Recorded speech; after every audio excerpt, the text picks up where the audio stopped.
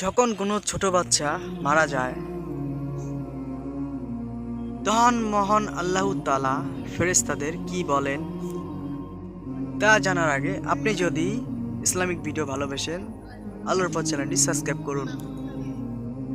আর আপনার কি হজ করার ইচ্ছা আছে তাহলে বলুন ইনশাআল্লাহ।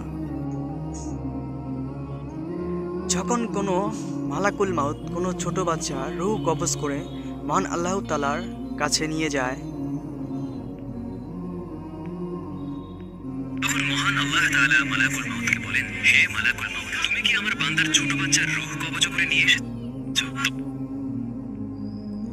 তখন আল্লাহ তাআলা বলেন, হে মালাকুল মাউত, তুমি কি আমার বান্দার ছোট বাচ্চার রূহ কবজ করে আমার কাছে নিয়ে এসেছো?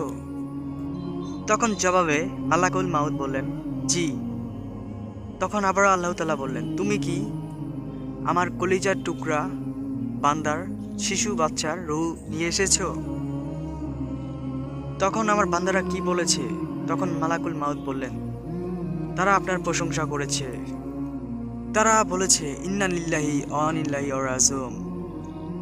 আমার সন্তান হারা বান্দাদের জন্য জান্নাতে একটি গৃহ নির্মাণ করো, আর এই গৃহের নাম রাখো বাইতুল হাম।